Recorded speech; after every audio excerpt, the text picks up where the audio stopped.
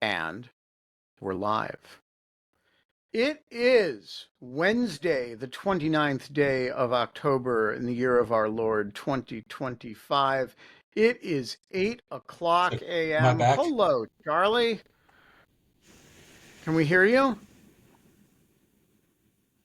I don't think Charlie can hear us. Um, we're getting some background noise from Charlie's track, so I'm going to mute that and I'm going to assign you, Michael, to Yep. work with Charlie to get his audio working. Uh, Charlie, I'm going to keep you muted because we're getting some background noise from your track.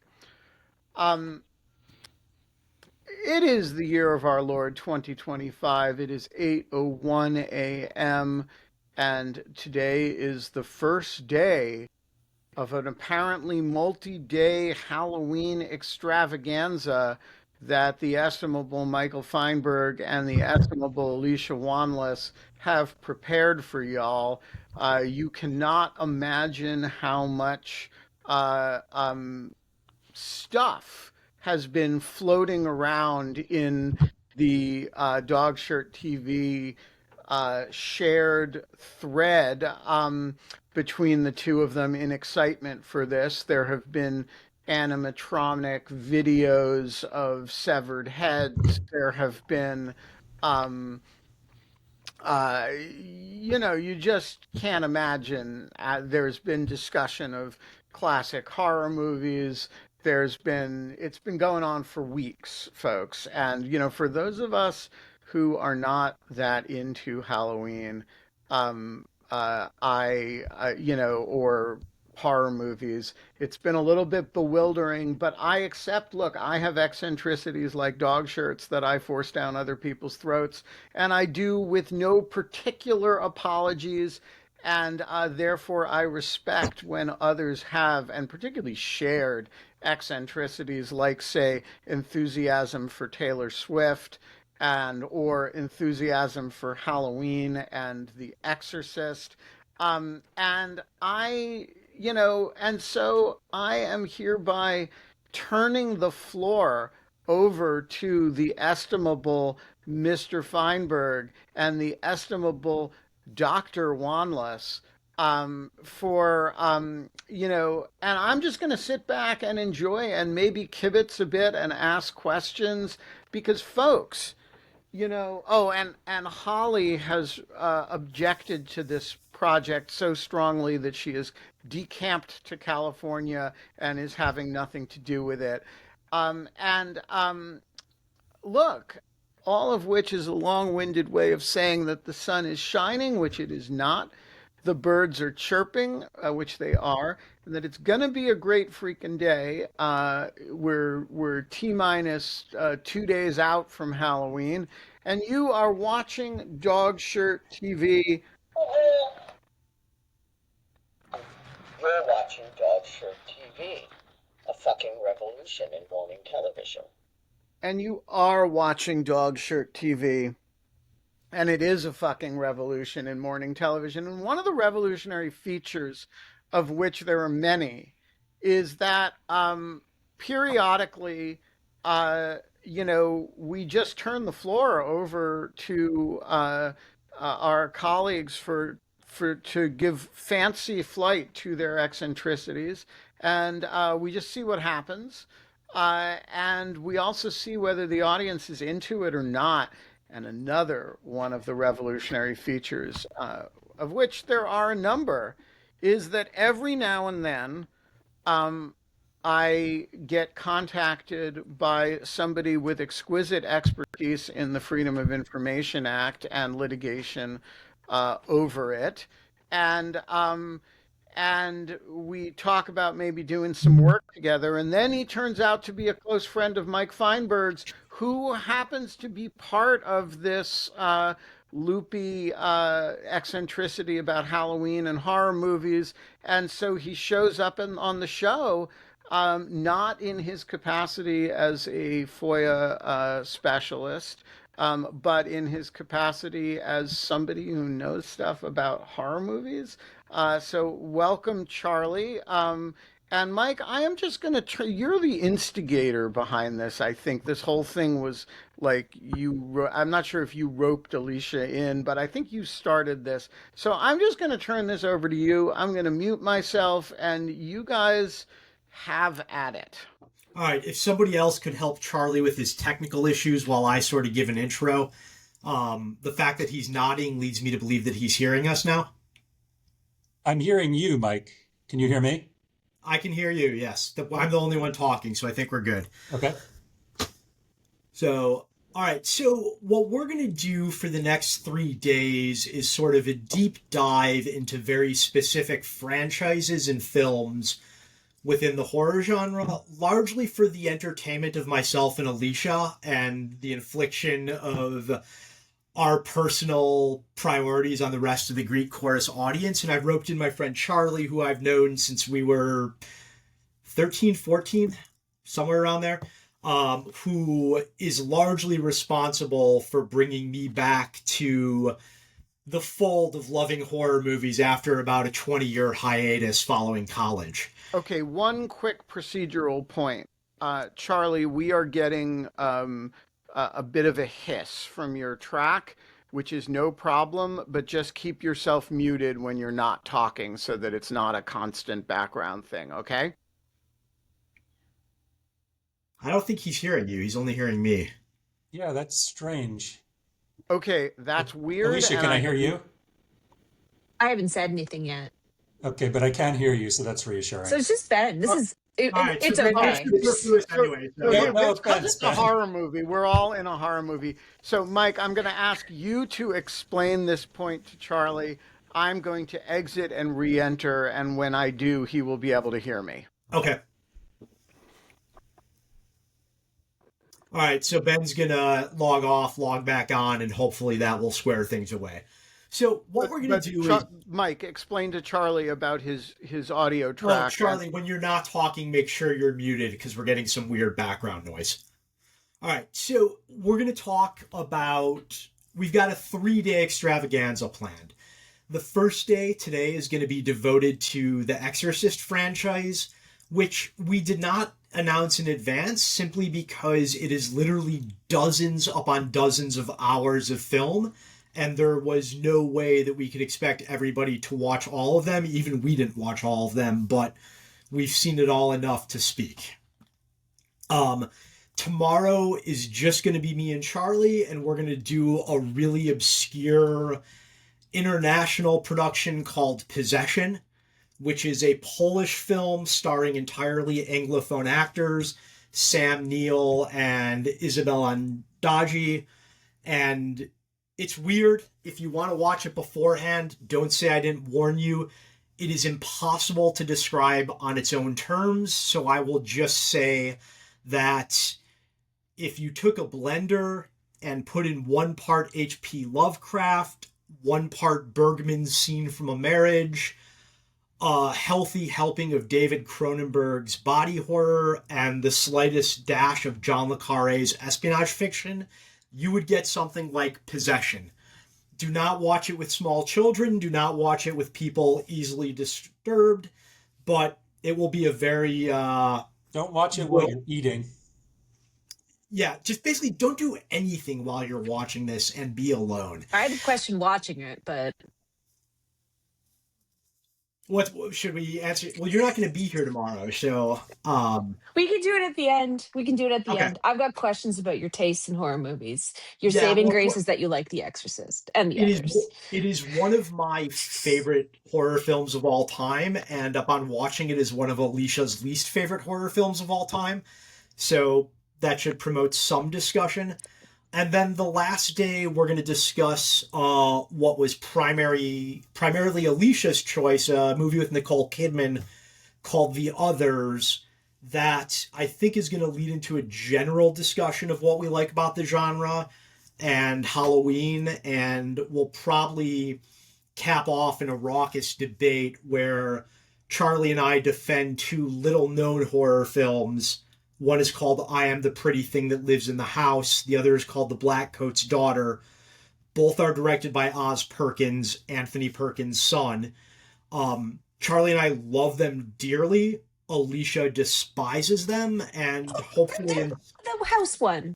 The house one was okay. A little slow burn, but to be fair. but you can't talk about those two films without talking also about forerunners of the genre like Shirley Jackson and the films that Oz Perkins' own father made, like Psycho. So it's a good way to sort of wrap things up and talk about what works and what doesn't work within horror films. But for today, we're going to start with the Exorcist franchise, which is considerably wider than most people know. And, there is the first film, there is the sequel with Richard Burton, there is part 3 with George C. Scott. There are 2 entirely separate versions of part 4 made by different directors, but telling a similar story with the same cast. There is also a TV show that ran for 2 seasons on Fox in the early 2000s, which I think I may be the only one here who's seen all the way through. But there's a lot there, and we're starting with it for a few reasons. The first is just... Oh, and there's one more sequel by David Gordon Green, which is best forgotten about, but we'll discuss why. The reason we're starting with The Exorcist is it hits a few wickets. First of all... My neighborhood. Yes, it was filmed. It takes place in D.C., There is a very famous finale on a set of stairs in Georgetown, which you can still go visit. It is roughly based on a supposedly true story. 2 true stories, actually, one of which took place in St. Louis, one of which took place in D.C. And running the Exorcist steps is a thing. People, Oh, it's a great exercise, yeah. Run up and down them, see how many times you can do it, and try to turn your head 360 degrees. It's a whole thing. Not advisable. The Exorcist is interesting for a few reasons. I would argue, and Alicia and Charlie, maybe we start here once I sort of explain it, but it's really the forerunner of the modern horror movie. It's easy to forget because it's become such a classic that is still popular today. Its release date is actually closer in time to the Universal monster movies and even some of the German expressionist forebearers than it is to our own age. But it still feels like a totally modern film because so many of the tropes and tricks it uses have just become canon for every other horror film. And the other reason it's really interesting is I am unaware of another franchise in any genre that has so many entries that are so disparate in quality. Part 1 is an absolute classic. Part 3, I think, is a very good film. There are 2 versions of Part 4, and we'll get to that shortly. One of which was directed by the writer of Taxi Driver, and is actually, I think, a really interesting exploration of evil and faith. And one of which was directed by the director of Die Hard 2, Rennie Harlin, which I think is less interesting. But we'll get into the reasons for that shortly. Then there is also a TV show, like I said, that ran on Fox that has a pretty good twist nobody saw coming and is way better than it has any right to be whatsoever. So with that said, Alicia, why don't you start with why you love The Exorcist and why you think it's important for people to watch? Great. So first of all, I have to caveat, I'm not a film critic. I am not even a film buff. I do not have the level of detail that you seem to store about all films and art and all these things. So I'm just like, Ben's going to hate this. I'm just a country bumpkin. He doesn't know anything. However, The Exorcist is one of my all-time favorite films. And I've always liked horror movies since I was a child, and I saw this one perhaps at an unhealthy age of 14 the first time, about the age that Reagan was, and also Linda Blair was when she was doing this film. And I rewatched for these we shows. we should clarify for people who haven't seen it with as much frequency as we have. Reagan is the possessed girl's name. That was not a reference to the 80s president. It predates him. Okay. Who hasn't seen The Exorcist? I think I need this in the chat. I wish we had polls because I I I don't even know how you could have missed this movie unless you absolutely hate horror movies. As I said, I watched it very young and probably did not help my mental health growing up. Um, so this movie is all about this preteen girl who becomes possessed, and then it is the pursuit of her mother and a couple of priests to try to save her. And I rewatched for the show one, two, three, and Exorcist Believer, which I had not seen. I did not know about the TV show, and I'm not sure about the This other is the ones in level between. of prep we expect from all guests all the time, guys. If you're going to come on this show and you haven't watched four movies in preparation, we're gonna razz you a little bit about that. And I took a stab at the Plus possession, two the Black seasons of Coat's television. daughter, and I am the pretty thing that lives in the house, or whatever it's called, because I can't remember it. That was a lot of horror movies, and I just like to add, I have to watch these by myself because my husband refuses to watch any horror movies. So I rewatched The Exorcist yesterday, and I remain impressed that it still stands the test of time because some of the other ones in the franchise, the special effects were horrible. Like number three, the movie was better than number two, but it was like horrible effects, like really, really plain and ugly. But what I think stands out about the original Exorcist is their special effects are not crazy. Like they're not trying to use state of the art. Like it's a lot of makeup, it's a lot of acting, really. And then some of it is real, as I learned yesterday, in that the director was a horrible asshole who pretty much abused Linda Blair from the sounds of it. They kept the room absolutely freezing while she was completely underdressed for most of it in a nightgown to get this effect of cold air being seen. And it does look really realistic. And he also apparently was like firing guns beforehand to have everybody on edge. And at some point, when the bed is being like violently jumping and throwing her around, she actually fractures her spine. And in this movie, the sound of her screaming is legit. And this is like all kind of in that period of time where I think there were other films, and this is going to be where, Michael, you have way better knowledge of this than me, but like directors were abusing women and basically putting them in really horrible situations that are like quasi rape and assault in order to get this authentic response, which I think is crazy now looking back. But at the same time, this movie feels really real, right? The Exorcist has this real quality. And I think that's one of the reasons why it stands out so much for its, I don't know, endurance. Yeah, I think this is roughly contemporaneous, to get to one of your points, where um, Bernard Bertolucci famously did not tell the female star of Last Tango in Paris what Marlon Brando was going to do to her. And she basically left the entire industry as a result of the way that she was treated during that production. But yeah, so Charlie, why don't you sort of pitch in as well on. Yeah, just to be clear, the abuse of women on film is not a creature limited by any means to horror films. Yeah.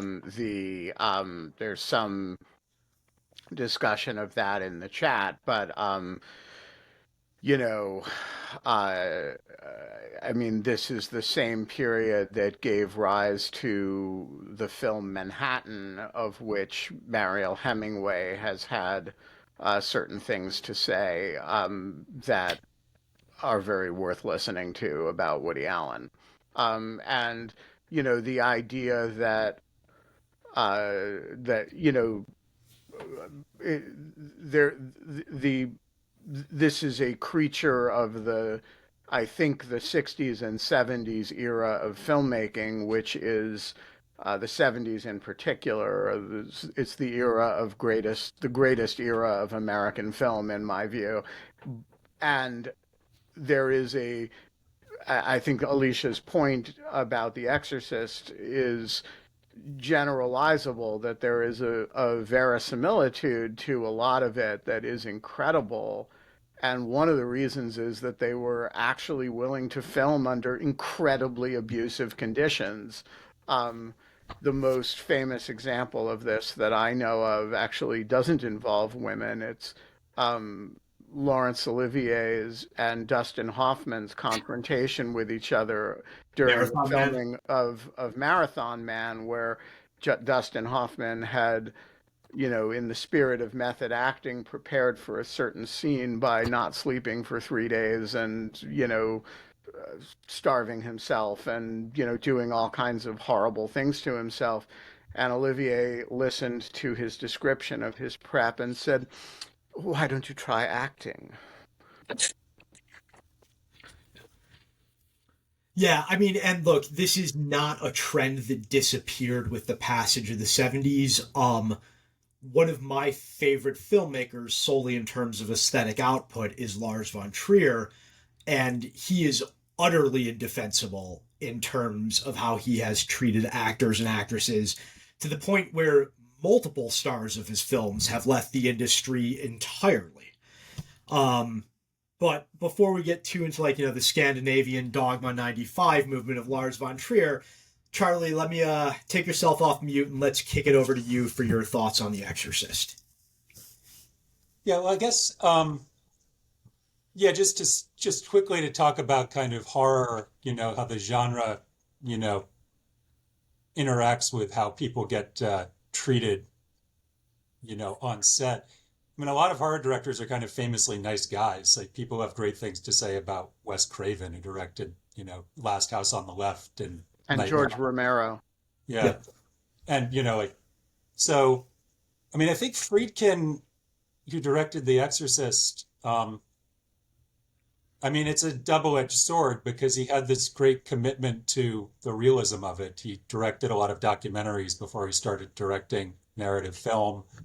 Um, and so one of the things that's so great about The Exorcist, that I like about a lot of the kind of horror stories and horror movies that I like is that it kind of sets you down in an incredibly, you know, normal seeming, natural, you know, world where nothing in particular seems out of place or, strange. And it creates very kind of relatable, believable relationships between Reagan and her mother and between Father Karras and his mother.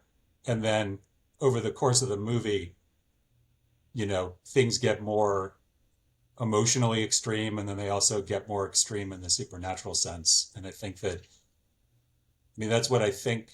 I actually had a different experience from Alicia in terms of watching movies growing up.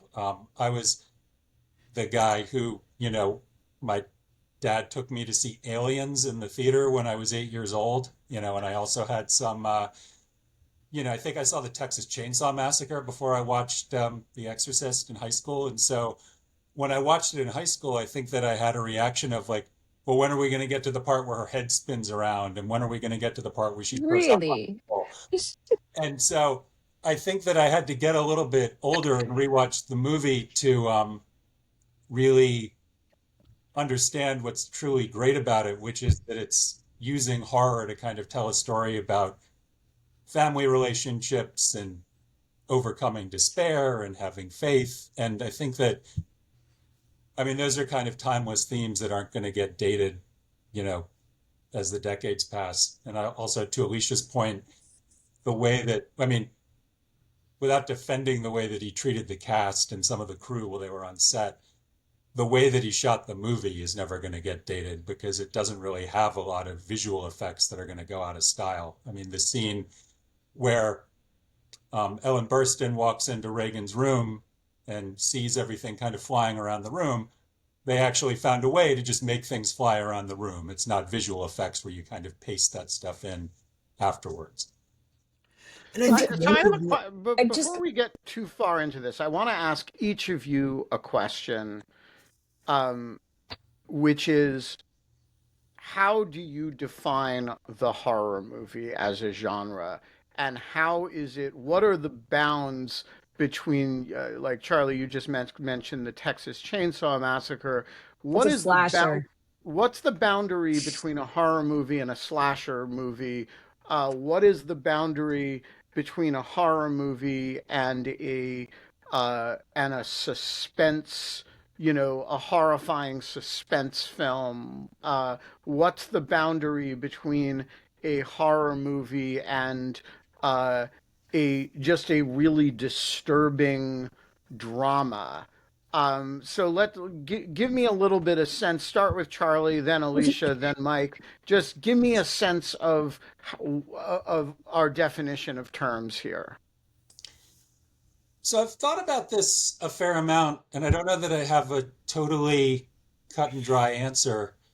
I mean, I think that the essential thing that defines a horror movie is that you're watching characters in a situation where they're being confronted by not just evil, but the idea that kind of evil is in the driver's seat, kind of the world is evil. There's something fundamentally malign out there that is going to come after you, that you may or may not be able to overcome. And I mean, I think that one of the things that separates horror from fantasy, like there's a kind of devil figure in Lord of the Rings, but there's also magic that the good characters have access to. And so it's not really that, it's not horrific in the sense that, the human characters are defenseless in the face of supernatural evil. Um, it does get a little blurry on the edges, I guess, because I would call the Texas Chainsaw Massacre and something like Silence of the Lambs horror movies, even though there's nothing supernatural going on in them. And I guess there's a blurry line, I think, between, pure like supernatural horror and then psychological horror and then just kind of a psychological thriller. And I wouldn't argue with anybody who said Silence of the Lambs is a psychological thriller, not a horror movie. But What about the Hitchcock movies? What about The Birds? Is that a Horror. horror movie or is that suspense? I'd well, put I them in would horror. say, I mean, I think that the kind of best example of that in Hitchcock is Psycho, which is kind of a proto slasher movie in that there's nothing supernatural going on. But it has a lot of tropes that you see in later horror movies of people getting picked off one by one and a killer who is off kilter in a way that isn't supernatural, but kind of makes you think about the ways that the world is kind of crazy and malign and doesn't make sense. And I think the same thing about Texas Chainsaw Massacre. It's not supernatural, but the characters are in a situation that kind of gets at that same thing that you see in supernatural horror movies of they just on a normal day kind of walk into a situation where suddenly they realize like no, the world is bad, the world is out to get me, like the world doesn't make sense. Alicia, what's your definition of a horror movie? First of all, I'd just like to say, is there a single day on a single topic that I can get through without definitions having to come into it?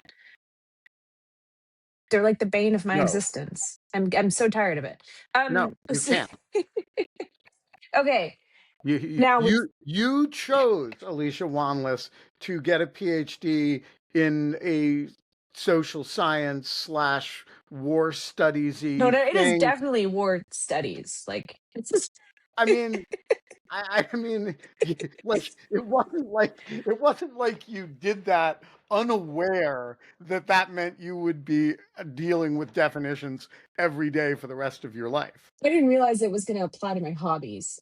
So, with that rant out of the way, I think that, like all attempts to classify things, that you're going to get stuff that bleeds into one another, so it's not neat and tidy, and you probably have more of a Good spectrum. use So, of the word bleeds there, Alicia. I'm just nothing but punny. I should have been a dad. Like, I would have been great at the dad jokes. So, I think at one end of the spectrum will have my beloved horror movies. And I agree with Charlie that there's an element of the inexplicable. There's something supernatural or something that's not understood, right? So The Exorcist is classic horror. You know, you have this possession, you don't understand it, it seems really bleak, and how do you fight it? Although I kind of think that there was at least a trend in earlier horror movies that there was a resolution. I'm not such a big fan of today's where there's like no resolution or it's like super bleak at the end and it's just opening it up to a let's have more of these movies. And that feels unsatisfying to me as a neurotic person.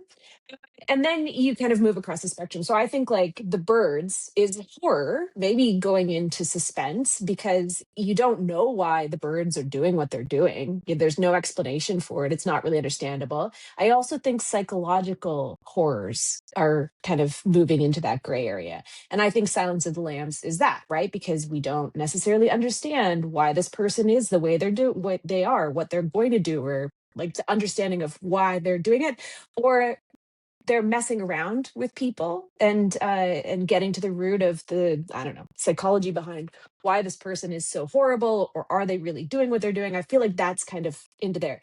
Then you move further along the gradient, you get into slashers, and I would categorize slashers as things that I'm not a fan of them. That is just unnecessary gore and violence. Some people like them, but they have a quality that makes them more, I don't know, gory. I don't have another word for this. And I am a person who can't unsee things. So I don't want to watch those because they'll be stuck in my head forever, not in good ways. Mike, what is a horror movie, and does Martin Scorsese's film After Hours count as one? So I've actually got I think my theory on what makes a horror movie is actually quite a bit different from both Charlie and Alicia. And emphatically would exclude After Hours from the genre, which is I think of whether something is a horror movie has less to do with its internal content or storyline or mise en scène or what have you, and instead is really focused on what is it intending to do to the audience's emotions. Essentially, is the movie trying to make you somewhere on the spectrum between uncomfortable and scared? Then it's probably a horror movie. I don't think After Hours is trying to do that. I think The Exorcist very much is. I think most slasher movies are. I think some Hitchcock is. I would agree with Psycho and The Birds both being on the margins, but still within the general category of horror. Um, there's Bergman films that I would classify as horror simply because the intention is to put the screws to the audience's sense of well-being. Ditto for some Henry James short stories, which might not be considered horror by any other strict definition.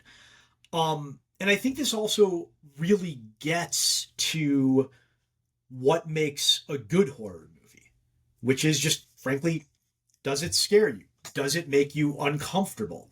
Does it, in the hours or days after completing it, make you view the world a little bit askew in a way that you're checking around corners? Oh my God, The No. Ring. I couldn't look at the TV for so long Yeah. after that. I watched it by myself and I was home alone for a while after that. Or the original Speak No Evil, which was is it Danish, Charlie? It's a European film that was remade in a horrible American English remake, but the original, like, it doesn't telegraph where it's going. It is just, I'm not going to ruin it for people because there's like some pretty big twists, but like it is unbelievably disturbing to the point where my wife literally made me rent a Care Bears cartoon on iTunes as a palate cleanser after it. So I think, if we And I define, think, sorry, just on Speak No Evil, I mean, I think that that's a good example because, there's nothing supernatural whatsoever. yeah, but like in addition to it, I mean, if I'm remembering correctly, it's a Danish family that goes to visit a Dutch family. And apparently, Yes. if you're either Danish or Dutch, there's an incredible amount of kind of, I guess, like Comedy. social Yes. horror of kind of watching people from different cultures, you know, interact or try to take advantage of cultural differences. And I think that it kind of hits on that idea of ending up in a place where your assumptions about how things are supposed to be are thrown off in a way that gets increasingly more dangerous and disturbing. But I think if we focus on audience reaction as one of, or intended audience reaction as one of sort of the hallmarks of what makes something a horror, that's actually a pretty good segue into judging whether a horror movie works. Does it have that intended effect?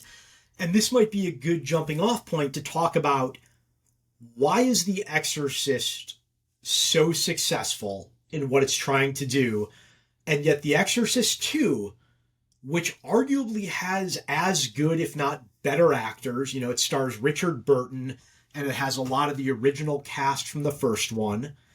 And it's also directed by John Boorman, who has made some classics of he made the best King Arthur adaptation ever, I would argue, in Excalibur. He directed a little known movie called The Emerald Forest, which I think is one of the best films of the 80s. He's got a lot of legitimate chops. But The Exorcist 2, James Earl Jones is in it as well. It doesn't succeed on any level whatsoever. I mean, it's one of the worst films I've ever seen. And I know, Alicia, you have particularly strong feelings on this. No, it was really bad. I mean, you were saying off the top about, a franchise having so many other parts and enduring. Very few franchises come back from such a shitty follow up to have more movies full stop, but also more movies that are good. And the second also had Linda Blair in it. And she is a good actress whose career was tanked after The Exorcist because she was typecast. And I don't know why people didn't want to use her again, but she was clearly amazing in The Exorcist. I don't know. I think the plot sucked. I also think they tried to overly rely on ideas of modern technology and science that really didn't hold up very well, but I'm not sure how they would have been at the time. I think that the storyline just there was nothing in it. It was really it is one of the worst movies. Charlie? Well, I can't really speak to this because I've seen The Exorcist and The Exorcist 3, and I just watched both versions of Exorcist 4. I watched the first season of the TV show. I have heard nothing but basically what Don't Alicia watch it. said about The Exorcist 2. And as I was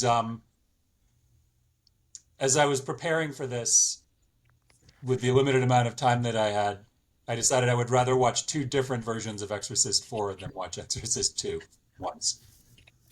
I also Yeah. had to watch it in French. I think, I mean, yeah, one of the things that makes The Exorcist work, the first Exorcist works so well, is that it takes the concept of evil and faith very seriously. William Peter Blatty, the author of the original novel and the screenplay, who I think was on scene for most of the production of the film, was a seminarian at first. He was studying to become a Catholic priest, and all of his novels have some element about the role of faith in the face of horrific events. And then Exorcist 2, as Alicia mentioned, gets into this weird machine where through hypnosis you can enter somebody else's thoughts, and it brings African tribal religions into a major subplot. And it's just it's throwing a lot at the wall that has no thematic continuity. It was really weird. But okay, I'm going to bring this back to The Exorcist because upon rewatching this as an adult who got out into the world, because keep in mind, young Alicia, teenage Alicia, really didn't know shit about the world. I mean, it's arguable whether I do now. However, why was Father Karras Greek? I think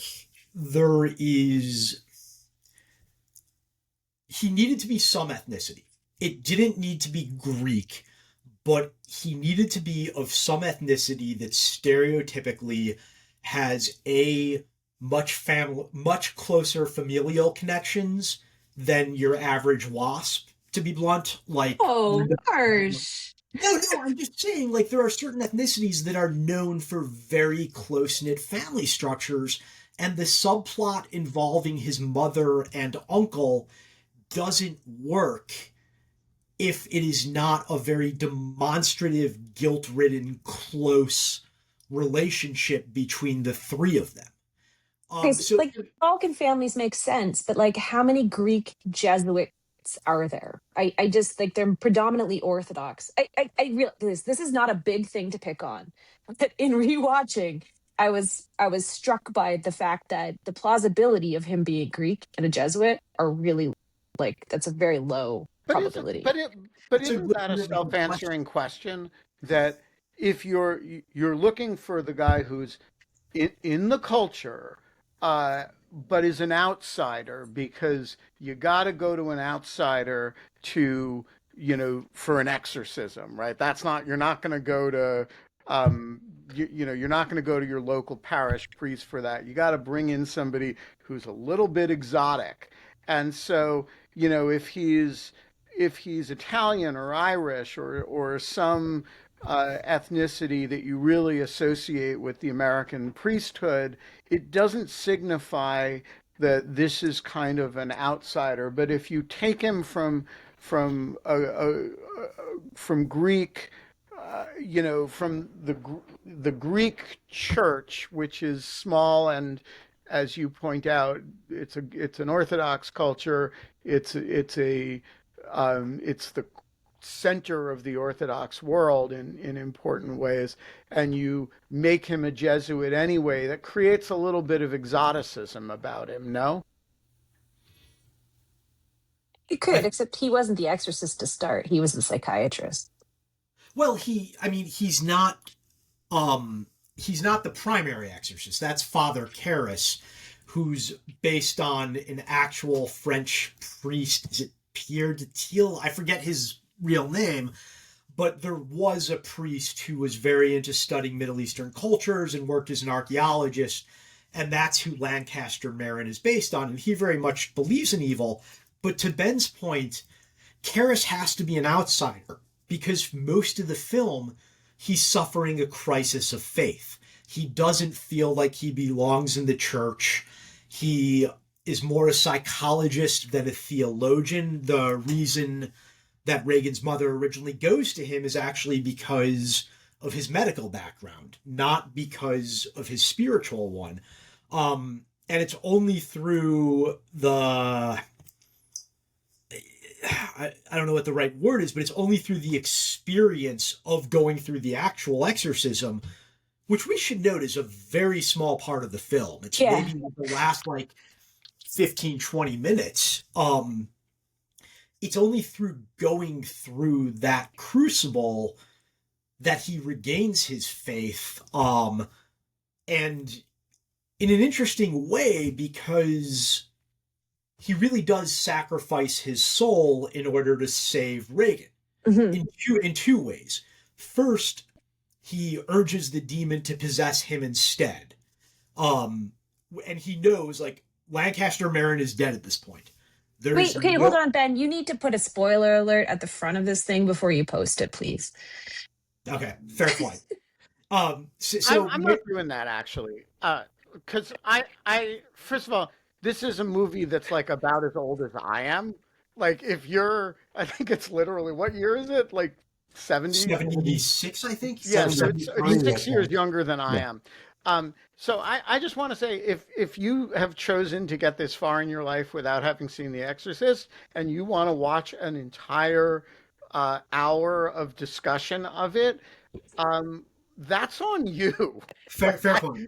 Like, don't come to me and say, "Oh, you spoiled The Exorcist 50 years after it was created, and an Young hour people, man. after you, the viewer, decided to watch the three of you talking about it." This is not my problem.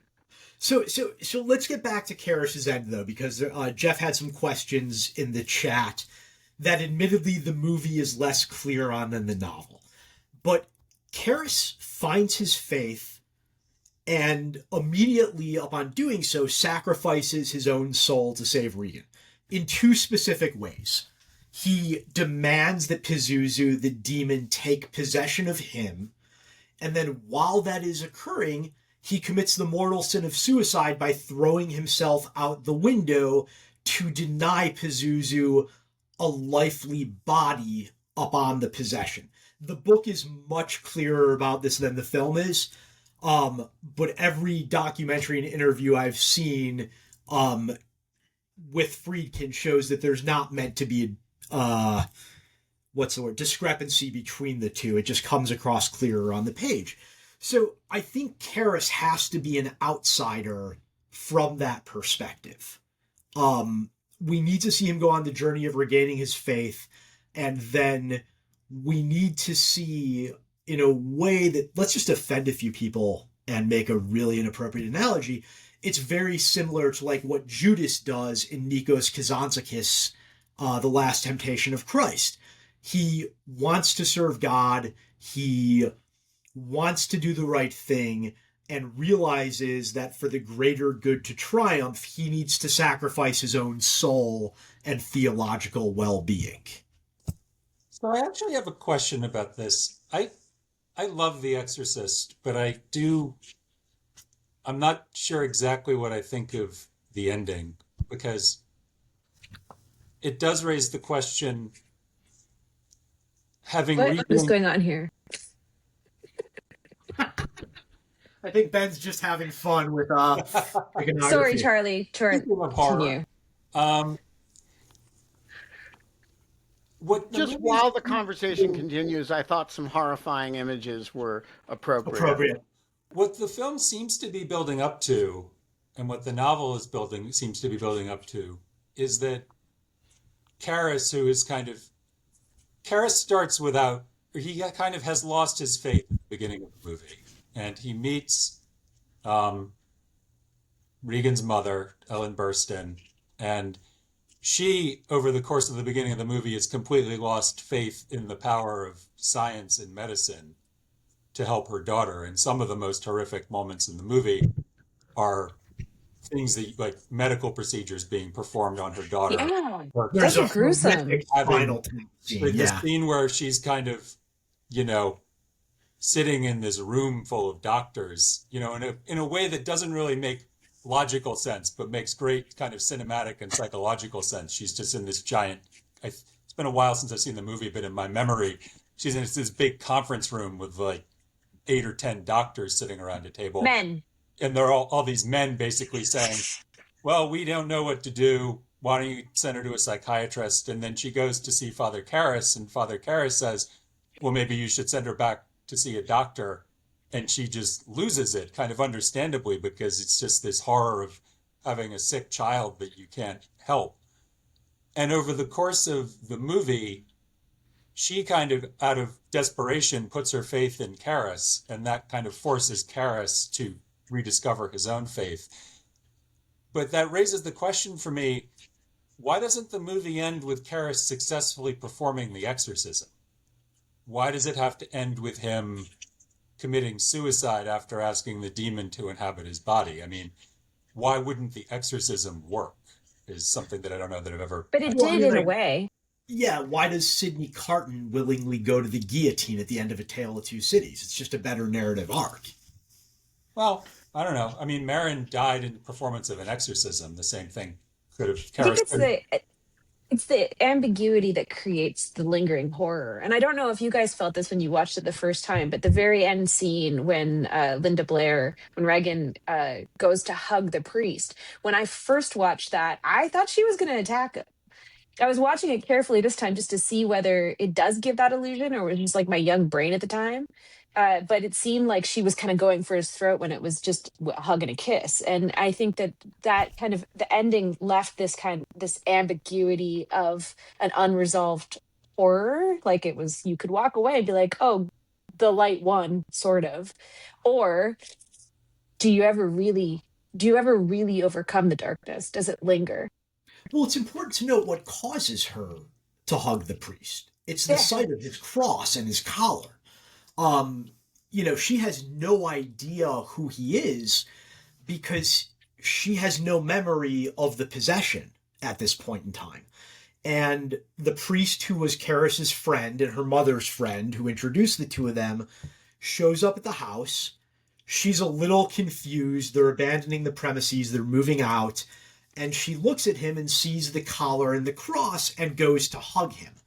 I think it is as clear-cut an affirmation of the author's belief in faith and the power of that faith and through it good to triumph over evil that we get in the entire franchise. Okay, I have a question before we use the last 10 minutes of this on The Exorcist proper. I have another broadening out question, which is Oh, I have a different question. all right, yours first. I get Okay, 3 minutes at the end. okay, around 2000, they issued another version that had cuts from the original filming in it. And I, of course, made a date, take me to the theater to see that because that's completely normal. And I'm curious if you gents watched it. And if you did you, what did you make of it? Because there were cuts in there that I think were actually super, super chilling, like her coming down the The spider stairs. walk scene. Yeah. Yes. And Yes. it was like, why was this not in there? Was it just too far fetched? But that was scary. There were two reasons. I think they had a runtime that they had to meet that was dictated by the studio, Mm. and it's also freaky. Like, for some reason, the spider walk comes off as scarier. Maybe because it's so unexpected. In that version of the film, it's the first really horrific thing we see her do.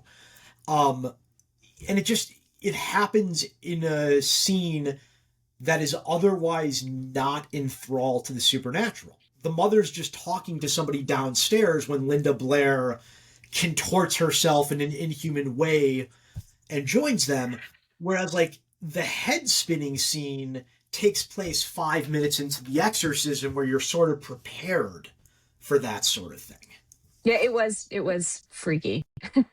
I think that I think that this is something that Friedkin said in the British critic Mark Kermode, who does The Exorcist is his favorite movie. He did a documentary about The Exorcist, and I think that Friedkin talks to Blatty in that documentary and basically says that he liked that moment, but he couldn't figure out how to kind of make it work in the edit of the movie.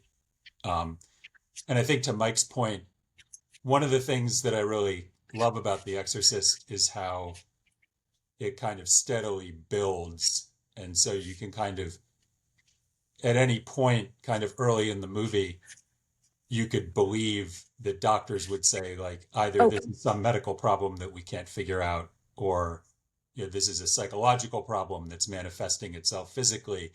And I think having something that's so, for lack of a better word, just looked so crazy happen early in the movie would kind of interfere with the way that the movie builds the horror and builds the suspense. I will also just say one thing about the time at which this movie was released, which is actually 1973, it turns out. This is the height of the era of Freudian psychology. And, the idea that if somebody is acting weird, the psychiatrist, as opposed to a psychologist, right? There is no psychopharmacology, but the way you are going to get to it is through, you know, Freudian analysis, right? And that is the first resort. Um, this is the height of that era, right? There's no Prozac, there's no, is um, They, and they do make an offhand reference in the film to potentially giving her lithium, but that was really the only thing available. right. I mean, and and I do think, part of the component of the film is and one of the things that makes it work so well is the way the film is like, okay, you think you've created a science of abnormal psychology, um, but there is actually something else going on. And, the ancients would have known this as possession. And don't ever think that we are so modern that we've gotten beyond the reality of that they are tapped into something that we are not. And if this movie had been made now, there would have been much more discussion of drugs. it probably wouldn't have been a psychiatrist. It would have been a psychologist or a social worker involved, right? Like, and we have, but this is the point at which people really believed that we had kind of cracked the the where Freudianism is really at its height, and people really believed in this stuff, and it had an almost religious quality to it. All right. Think the Um, language, like some of the language and the things that happen, which I'm not going to describe on here, were really horrific for the time. Like I think now it would still be bad, but given that this was the 70s, like in rewatching it, I can't believe this was allowed to even play in a theater. Yeah, I will just say this is my wife hates horror movies, and for those who don't know, without getting into too many details, my wife is a member of the clergy. And this is the first horror movie I ever watched with her because I had forgotten there is one scene in particular that is really, really uncomfortable to watch with anybody who is deeply religious. Um, I'll Just just leave it at that. Yeah. one. Well, you know which one I'm thinking of, and the Yeah, fact that you one do. immediately leaps to mind. Yeah. Oh, yeah, that's the one I'm thinking of. That I mean, Yeah. I just in rewatching, I was like, this is really over the top. This is, but then again, it's gory also. Like, all right. I want to zoom out for the last 3 minutes of the show and just ask you, what is the urtext of this genre? And it, like when you trace all horror movies back to, it actually goes back further than movies, right? Yeah. Are we But limiting this to film, or are we talking about the genre in any I think we're medium? talking about the genre of horror. I think it all goes back I mean, you can make an argument for some of it coming out of Henry James. You can make an argument of it all coming out of Bram Stoker. the Uh, Bible. no, but that's not. But Yeah, the it's Book not of Revelation. organized as in the same narrative way. The idea of a discrete piece of literature design or film designed to horrify you in the ways that some of it comes from Gogol, I think. Like, what do you trace? What's the from your point of view, Mike, the urtext of horror? Maybe the birth of the Gothic. That's what I was Um, gonna say. I don't know for certain. There is a little known book called The Monk by an author, I think Matthew Lewis, from the late 18th century. I don't know if it predates or comes after Dracula and Frankenstein. I think it Well, predates them. Dracula is 100 years later. Yeah, so I mean, I would say probably The Monk, which is just like a batshit crazy novel. That's certainly there. If we limit it, if we narrow the scope to film, I think German Expressionism, Caligari, Nosferatu, some of Which the is really other. about Emile Bovy. Yeah. Um, Charlie, do you have a text of horror movies? Um, well, I think that it's so kind of based on this fear of evil, fear of the unknown. I mean, this is maybe not quite like the Brothers Grimm, just collections of these, folk tales or kind of stories that people tell about monsters and kind of children wandering into the wilderness and being kind of confronted with horrible things, Right. and people being um, horrifically destroyed by their Baba great Yaga. personality flaws, like that sort of thing. As far as kind of discrete written works, I mean, one of the big ones is Frankenstein, which again is not necessarily a horror movie if it has to be psychological, but is about, if you kind of mess with forces that you don't necessarily understand and kind of create something that maybe wasn't supposed to be created, can you love this thing? What will it do, if you reject it because you simply can't stand the thing that you've created. Edgar Allan Poe, like Mask of the Red Death, Right. The Pit and the Pendulum, you know, and I think that that is again Poe is an example of, you know, horror that bleeds into just genre fiction, detective fiction, you know, suspense and The psychological telltale horror. heart. Then the internet tells me it goes back to the ancient Greeks, as everything does. You have Yeah, but plays about murders and death, but then Pliny the Younger tells the tale of a guy who bought a haunted house in Athens. well, I want to say that I think if you read The Nose and you read Edgar Allan Poe, all of the elements who are they're roughly contemporary, 1840s, 1850s. Um, all of the elements of the modern horror film are present in these short stories. Interestingly, it is not until Dracula, I think, that it becomes a creature of the novel. Um, mostly these are short stories, um, and um, but I think there are obviously elements of them that go back much further. But I do think there's something going on in the short story writing in the mid 19th century, both in Europe and in the United States, that really crystallizes this form. Ben, can we close with an anecdote from my former life that actually speaks to both the FBI and the horror genre? Absolutely. Go So for it. You get the Charlie, last or word.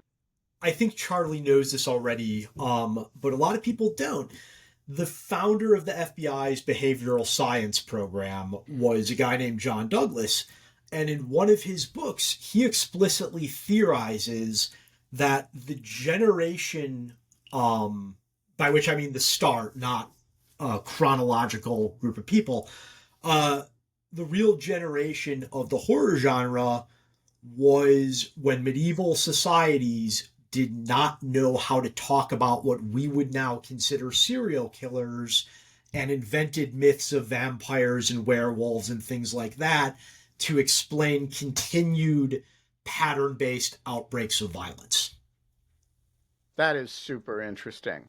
We're going to leave it there, folks. We're going to be back tomorrow. We're going to have more discussion of horror films, and, the Halloween extravaganza will continue through Friday. And by the way, at the end of the show on Friday, I will tell you all the story of how I traumatized the neighborhood children for a full generation. It took years to deal with, and I did it all by accident. And it's just a cautionary tale of how not to behave on Halloween.